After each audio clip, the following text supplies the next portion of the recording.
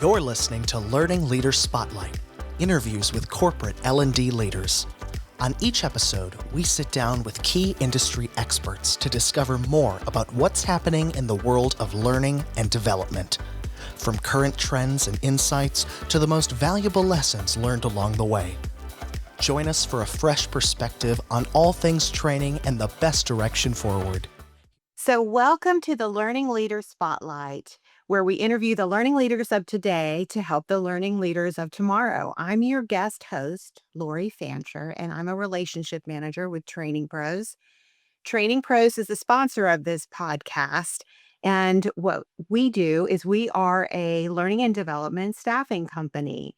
What we like to say is when you have more projects than people, let us help you find the best consultant to start your project with confidence. I have a special guest today, Jessica Fraser. How are you, Jessica?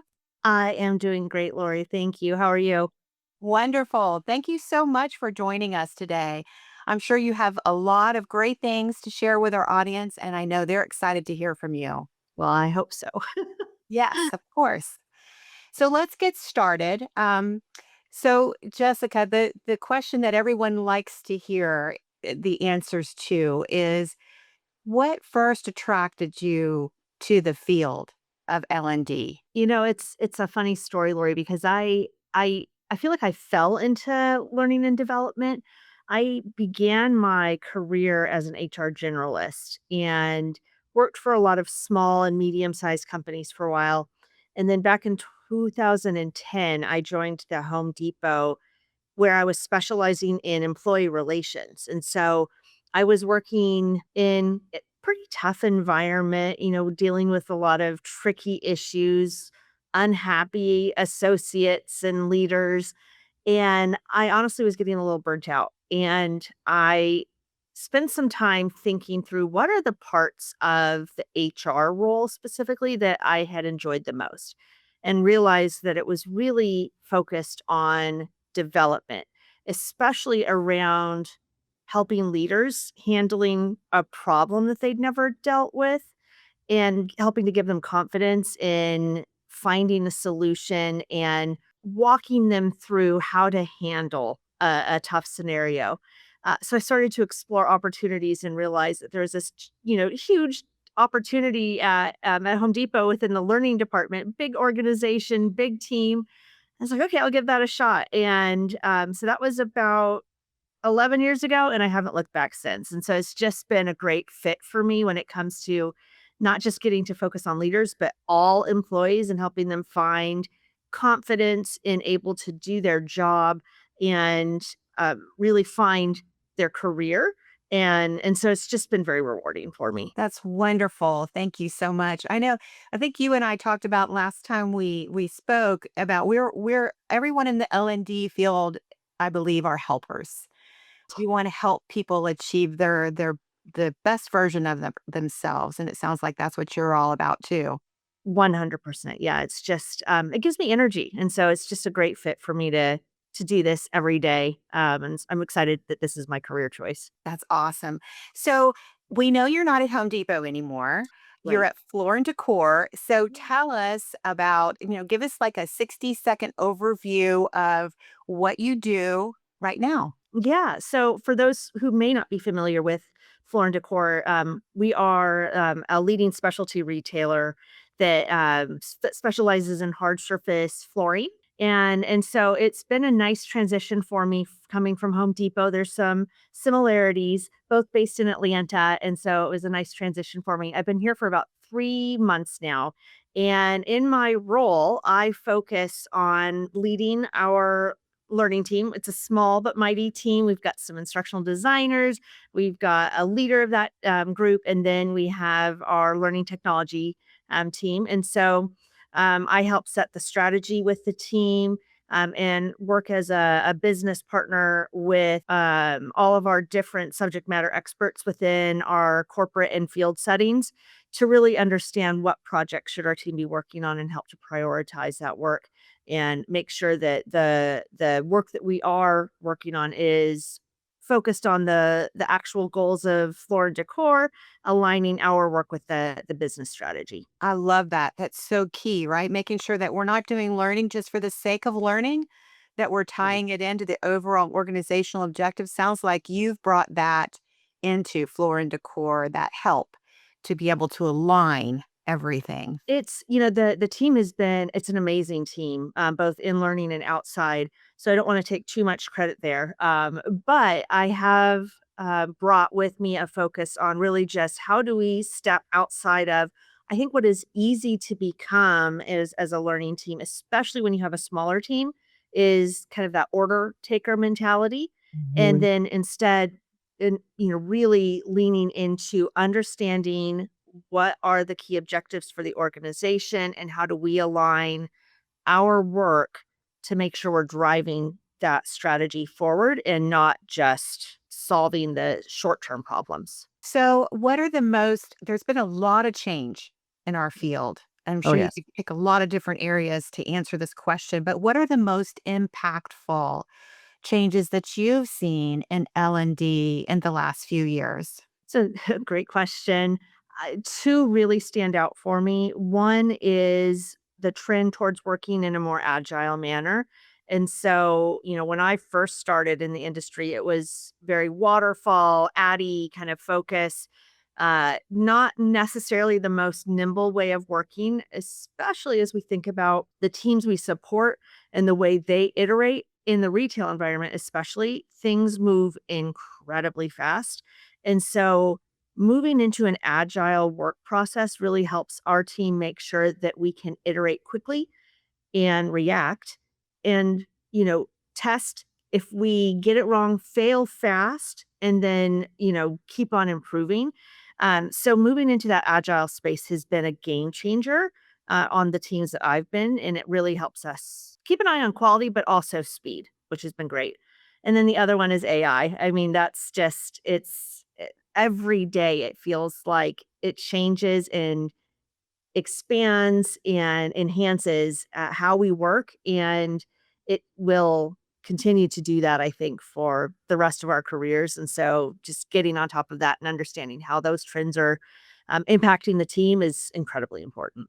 It sounds like those 2 go very well together. Agile, having an agile approach to the work of L&D, and then also learning how to where and how to incorporate AI. 100%. Yeah, I don't think you can truly adopt AI effectively if you don't have the agile processes and methodology in place. Otherwise, it's yeah, I think you're going to always struggle to fit in AI, which is really going to help focus on moving faster, more efficient, and free up in my opinion, our design team to really add in the human element.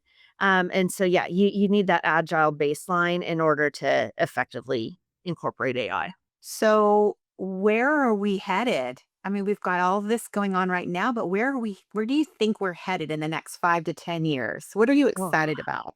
yeah. I'm spending a lot of time with my leadership team talking about that.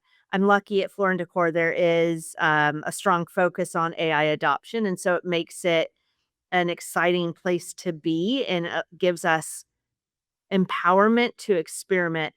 What I'm seeing in the short term is learning teams leaning into using AI for content generation and really helping to speed up that process and get drafts out to partners faster for review and just really creating more efficiency. I do think where we're headed, though, is a deeper evolution of our roles within learning. I don't, there's always that fear that AI is going to replace roles. I don't think that's the case as long as everybody is open to adapting. But I do think the role, especially of the instructional designer, will evolve quite a bit. And so what we're thinking about on my team is how do we start to build up the capability within our design team to be thinking about how to build like learning architecture instead of courses. And so we want to like lean in on knowledge structures and building back, back of the, house kind of content that is going to feed into chatbots and personalized learning experiences for our associates. So I think it's a lot less focused on designing something where an associate sits in front of a computer and completes a class and then goes out onto the sales floor and tries to implement it. Instead, I think it's going to be building up experiences and technology that feeds the information to our associates on the sales floor when they need it. I mean, the bottom line, especially in the retail industry, is we're not paying for expertise. A retail role is not, going to be a role where somebody is going to spend years and years studying information and becoming that expert. And so we need to recognize that we need to just feed the information to somebody when they need it and not expect that they're going to memorize just so much information. If you think about a retailer like Floor& Decor where there's so much product, it is so much information to memorize, and we just can't expect that for our people and they're, believe that they're going to feel confident and be successful. Um, so yeah, we're thinking more about, building like that learning architect type role, and thinking through how do we then develop our team that's currently in place to start to take on those areas of expertise. Yeah. So I'm going to go over to the next question that comes to mind and skip one that we had talked about and come back to it. Because you have said all of this about learning architect and the changing needs with our instructional designers in terms of approach, what do you think is going to be the most important Mm. skill for your Yeah, team going forward then? I made a kind of reference to it earlier that I'll Mhm. lean into, which is the ability to adapt. And hand in hand, that goes with the ability to navigate through ambiguity because things are changing so rapidly. And the expectations of our team continues to grow in the eyes of our business partners. Like, they expect us to be the AI experts, Mm. which is a great place to be in. But it then means that we owe it to ourselves to get the personal development we need and then also develop as a team, so that we are adaptable and ready to question the processes we've been following for our careers, and also working to then adapt the use of AI and an agile approach with the learning science that we all are passionate about. And that's sometimes I think that's going to be at odds. And so we are going to have to be really comfortable in trying new things and testing and learning and seeing if we can make the two work together. Yes, yes, that makes perfect sense. I think our industry is talking more and more about having that growth mindset right now with everything going on. Yes. Um, so thinking back in preparation for the role that you're in now and your Mhm. journey to where you are now, who are the most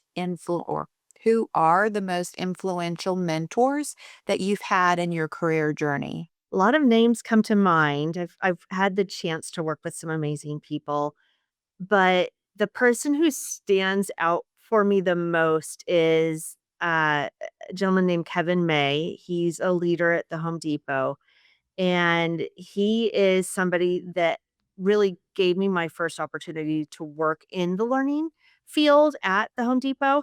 I had, been connected with him through my employee relations role and had just stayed, in touch with him. I really enjoyed his perspective, and when I realized I wanted to look at the learning department as an opportunity, started to talk to him and realized that he's just honestly, he's a genius. And he gave me my first shot and then truly mentored me into I think the leader that I am today. He is the perfect mix of somebody who understands our business and how important it is to integrate ourselves within that strategy and with our leaders to make sure that we are focused on the right things. And manages to then make sure that we are always focused though on our number one customer, which is the learner, and making sure that whatever we do as learning practitioners is the right thing for the associate and is going to actually make a difference for them. And I think again, I mentioned at the beginning the order taker mentality, if that's your approach, then you're most likely losing sight of your learner, and he really helped drive that home for me. And then on top of that, he's just a great human. He was just a leader that was always compassionate, made sure that he knew what I was working through, professionally and personally, and just was able to show up for me every day. And I was so lucky I got to work with him for 10 years, and, you know, that's a hard thing for me in this new role is that he's not with me, in this role, but at least still have the ability to stay connected with him and hear his words of wisdom when I need it. That's wonderful. Sounds like that was amazing relationship that continues to pay off. Yes, yeah, yeah, he's a great leader, so, anybody who has a chance to work with him is very lucky. So, favorite source for industry news? There's lots of places to go. Where do you go, Jessica? I have started to lean into a group called Offbeat L&D. Not sure if you're familiar with them, but they have some interesting resources and newsletters that I've been enjoying lately, and so I've been subscribing to them. I haven't been to any of their events yet, but I've been intrigued with how they're approaching the industry. And this might be a little offbeat, as well, but honestly, my biggest source is Reddit. And so there are a few subreddits out there on training and learning and development and structural design. And there's some really smart people on there asking questions and benchmarking. And I just kind of fell into that and I was like, okay, let's see who's talking about what here. But it's been like a nice safe space to hear what other groups are doing. And so yeah, if you're comfortable being on social media, that's been kind of a nice space to get information. I love it. I use Reddit for all kinds of things, but I've never thought about really looking into L&D questions on Reddit. So, Yeah, thank you for yeah, it's sharing pretty that. active community. Yeah. When we think about the learning leaders who are really looking to you, listening to you, trying to get into our field to become or are already in our field but want to be leaders in our field, what is the one book that comes to mind that you think they must read in order Mm, to yeah. be most helpful to them in their journey? My recommendation would be more targeted to somebody who is looking to be that strategic partner, because that to me is where you add just so much like incredible value to the organization that you support.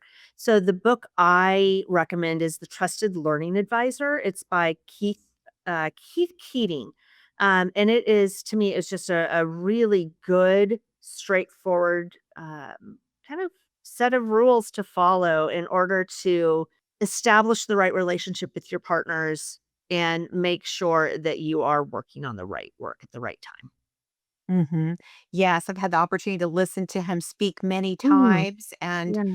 um, yeah, he is really a great thought leader in our field. I love Yes. that book. Thank Yeah. you. I Yeah. Love appreciate it you too. sharing that. So, thank you so much for joining us today. Wow, what an honor to have you on this episode, sharing all your wisdom and insights in our field. And as a token of our appreciation here at Training Pros, we are going to plant 5 trees in your name. Oh, that's Yes, amazing. yes, thank you. We think so too. So our focus is on world reforestation. That's how one of the many ways we give back. So to date, we've planted over 5,000 trees all over the Mm, world for different wow. initiatives in support of different communities. And we'll plant 5 in your name. So That's lovely. Thank you so much. of course, and thank you everyone for joining us on this episode of Learning Leaders Spotlight. Thanks for joining us for the latest episode of Learning Leader Spotlight.